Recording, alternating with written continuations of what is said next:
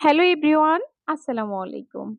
আজকে আমি আপনাদের সাথে শেয়ার করব আমার হসপিটালের ওটি রুমে একজন রোগীর অপারেশন হয়েছে আর টিউমার অপারেশন হয়েছে। টিউমারটা কেমন ভিতরে পৌঁছে গেছে, কি অবস্থা সবকিছুই আপনাদের সাথে আজকে শেয়ার করব। ভিডিওটি না টেনে পুরোটাই দেখবেন তাহলে বুঝতে পারবেন।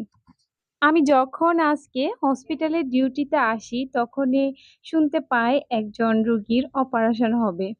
যখন আমি রুগীর কেবিনে যাই তখন রুগী দেখি হাউমাউ করে কেঁদে উঠল, কারণ রুগীটির কোনো সন্তান নাই।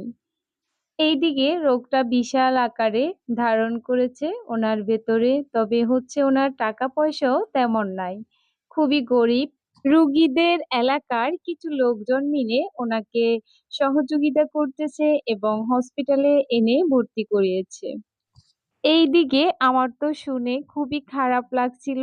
পরে আমরা কি করব, অপারেশন রুমে ওনাকে খুবই যত্ন সহিতে সবকিছুই করেছি এবং নিজের যে সার্জটা আমরা পাই অপারেশন রুমে আমাদের, ওটা হচ্ছে আমরা বাদ দিয়ে দিয়েছি, ওটা আমরা নিইনি ওনার থেকে।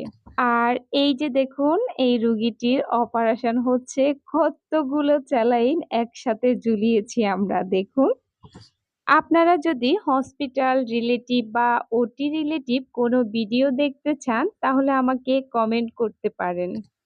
আর এই ভিডিওটি শেয়ার করে অন্যকে দেখার সুযোগ করে দিবেন। আমার আজকের ভিডিওটি কেমন হয়েছে কমেন্ট করে জানাতে কিন্তু একদমই ভুলবেন না। আর যদি আপনাদের কাছে ভালো লাগে তো ভিডিওতে একটি লাইক দিয়ে চ্যানেলটি সাবস্ক্রাইব করে আমার পাশেই থেকে যেতে পারেন। আর এই যে দেখুন, এগুলো হচ্ছে টিউমার পচে কেমন হয়ে গেছে, আর পাশের বাড়িতে যে ব্লাডের মতো দেখতেছেন এগুলো পুজ হয়ে গেছে ওনার পেটের এক পাশে। এই রোগীটার জন্য আমাদের কিন্তু খুবই খারাপ লেগেছে। আসলে কি, রোগের কাছে গরিব ধনী কিছুই না। সবাই ওনার জন্য দোয়া করবেন। তো আজকের মতো এ পর্যন্তই। সবাই ভালো থাকবেন, সুস্থ থাকবেন, নিরাপদে থাকবেন। আল্লাহ হাফেজ। আসসালামু আলাইকুম।